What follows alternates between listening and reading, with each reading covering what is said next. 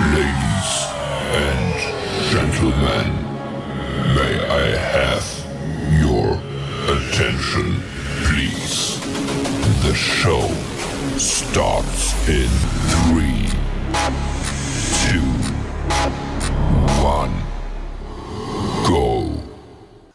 Good morning, CaneSport. It's June 2nd, 2021. At least we think it is. Matt, I'm Gary Ferman, Matt Shodell here, getting you guys ready for our day of coverage today at CaneSport.com. And man, we're going to be honest, we're a little road weary here. It was quite an afternoon and evening at the U yesterday as Manny Diaz and staff had what they called the first day out cookout. We started out calling it a barbecue, and that just simply would not have done it justice, quite frankly, everybody, because it was quite an affair that the coaches put together. Had about 25, 30 top 2022 prospects in attendance, playing games, touring dormitories, eating quite a spread of barbecue. We even had a chance to do an interview with Frank, the cook. If you guys want to be entertained a little bit, check that out on our Twitter channel, and you can watch that interview. But to sum it all up, Matt, really was quite a 6 hours really at the U yesterday.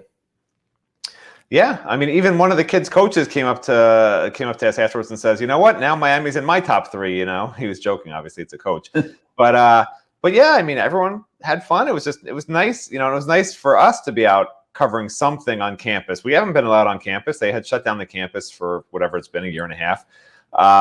So it was pretty neat for everybody, you know, and the new dorms looked great, and the kids got tours of the new dorms. Manny Diaz gave a speech to everybody, you know, about how he wanted to keep the top talent home, and you know, basically, if you're a top talent, you belong at Miami. The coaches all sat down with the kids and ate the barbecue. The barbecue, like you said, the guy was very friendly and cooking up the barbecue right there in front of everybody. I got a great Frank story. I might as well throw that in here right now. So, you know, I'm filming the video of Frank, and we're talking about how he's cooking all the food and everything. And he says, "Guess who I'm on the phone with right now?" And I said, "I don't know who." He says, "Melvin Bratton." I said, "Melvin Bratton? You know, tell him that Gary says hello." And you know, Melvin and I obviously we went to Miami together and go way back. And so you know, Melvin, you know, he calls me G Firm, and we yucked it up for a few minutes and on Frank's cell phone, and it was great. Speaking to Melvin again, he's working as a sports agent in the Atlanta area, doing very well. So it was good catching up with Melvin. But yeah, I mean, it was the thing that I found interesting. And you know, we know that Miami has not had everything going its way on the football field for many years. And the one thing that kept coming out in all the interviews we did, and there's probably about 50 of them or so that everybody can watch on CaneSport.com, on our YouTube channel. But the one theme that we heard, I felt like the whole event, was family and people. And the thing that Manny Diaz and the staff are really trying to preach to these kids is you come to Miami for the people, you come for the family atmosphere, the staff, and you know, we're gonna take care of things on the football field also. But we've got a great environment here for you to go to college and be part of a culture that we've created here that's built around family and relationships. Yeah, I mean, something that stood out to me along with that is that, you know, look, I mean, this was their first time getting on campus, and sometimes when these kids get in front of coaches, they get excited. They already know they love Miami and they commit, right? That didn't happen, and every kid I talked to didn't seem to be in any sort of a rush, which poses a little bit of a dilemma for Miami, because how long can you wait to find out with your 2 commitments if you're going to get 15 of these top kids, 10 to 15 of these top kids that were on campus in your program? I mean, you can't wait until November and then all of a sudden try to get a backup plan. That has not worked in the past very well. And they don't typically recruiting a plan B, plan C kid isn't always the best option, because those kids know they're plan B and plan C kids. They're not getting the same love. They're not having the offer at the time. The coaches are slow playing them. It's not rocket science to know if you're being slow played or not. So it's a conundrum, and it was a little disappointing from a Miami standpoint to basically hear recruit after recruit say, I'm deciding in December, I'm deciding in November. A couple of them said, yeah, June, whatever. But none of them said, oh, I'm going to go home and talk to my family about it, and we may have a decision soon. That's happened, a lot of times on these type of visits. So that was the only maybe disappointing factor in all this. Well, put yourself in the kids' shoes. They've been talking to coaches on Zoom for 15 months. They haven't been out. They haven't been allowed to see campuses. They're playing catch up in recruiting. They really, really are. And they're going, from school to school now over the next 3-4 weeks. It's a whirlwind for these guys. You take Julian Armella, and we've got before and after interviews with him on CaneSport.com today that everybody can watch and kind of get a feel for where he's going. He's the 5-star offensive lineman who's now playing at St. Thomas Aquinas. But you take him, so his dad played for Florida State. So Florida State's obviously recruiting him very hard. They talk him into coming to Tallahassee, getting on a flight, going up to Tallahassee for a Midnight Madness event that they had last night at Doak Campbell Stadium in Tallahassee. Then he spends the morning at FSU, goes to the airport, jumps on a plane, takes a flight back home to Miami, and then gets in a car and comes out to the U and barely made it in time to eat.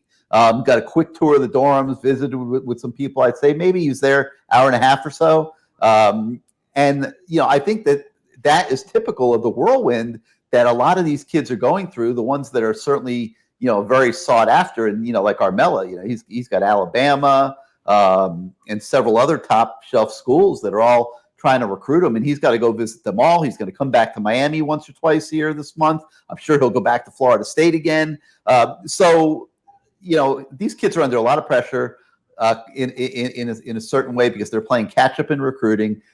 They're being pulled in a lot of different directions. You got coaches that have been cooped up doing Zooms for 15 months that are like now ready to recruit on steroids, going crazy to talk to everybody and try to get them to commit. And it's a lot of pressure on everybody. Let's be honest. And a lot is getting condensed in a small period of time. And I think, that's a little bit of what we're seeing and why some kids are saying, I can't rush into this. I have to give it time to go places, see different things, and then kind of process it all and make a decision.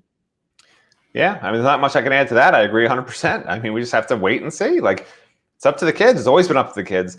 But, at the same time, Miami has to figure out who they're likely to get, which can be difficult when kids don't know what they want. You're literally, it's like my son just applied to a bunch of colleges. He didn't get to visit most of them. He just picked which ones he wanted to apply to just based on some stuff that he read, and then you go visit them, right? But these kids are basically still at that stage where they're picking colleges based on what they've read. And until they go on these visits, Miami coaches, they might say to Miami coaches, oh yeah, you're my top choice, but that might be the only school they've seen. So, you don't know what the next visit's going to be like. So it's going to be very tricky for Manny Diaz and these guys to navigate these waters. They have to really be in tune, not just with the recruit, but with the recruit's family, the coaches, people around them, to really have a sense, okay, we're getting this kid, we feel good about it, or, we're not, we thought we were, and now we're not, and we need a real backup plan here. They need to figure that out for every single position, every single kid that was on campus today. All right, so we have a ton of coverage on CaneSport.com. Everybody, give yourself some time. We did a lot. We did a lot of video last night, guys, because there was no way that we were going to be able to type up, 30 interviews before and after with all these kids and get it out to you guys in a timely fashion. So we did a lot of video yesterday, which is I know a little unusual for us. I know a lot of people like written content, but I urge you, take the time, watch the videos, and I think you'll get a really good feel. A lot of really nice kids that we spoke to, and we had a lot of fun interviewing them, and they were so excited. And one that stands out to me is Daughtry Richardson. Make sure you watch that one. He's the offensive tackle from Miami Central that's blowing up in recruiting, and he was so happy and so excited about his experience, and it really shined through in his exit interview with us. So watch that one, and we pulled a couple of them out. We obviously, Armella being a 5-star, we pulled that into its own content item. You'll see that on the site. Earl Little was another one that we pulled out. Richardson we pulled out, and then you'll see there's roundups on everybody on the site. So give yourself some time, watch those videos, and I think you'll walk away with a really good feel for the type of kids that they're recruiting, their personalities, and where they stand in their recruitment and how much fun they had at the barbecue. It really was pretty good. All right, Matt. So now this morning we're back at it again. There's a camp this morning for 10th and 11th graders at the U. We'll be out there looking to see if anybody gets offered today by the Miami coaches.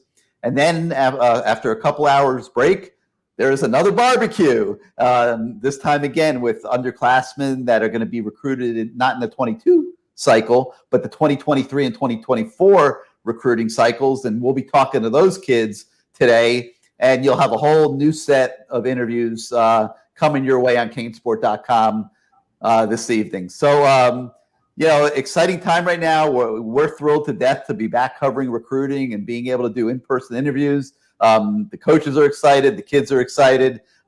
Everything's all good here on June the 2nd, 2021 at CaneSport.com. So hope you guys enjoy all the coverage. We'll be back at you again as the day goes on today with more interviews. We'll see you again tomorrow morning on the next Good Morning CaneSport. And until then, we'll say goodbye, everybody.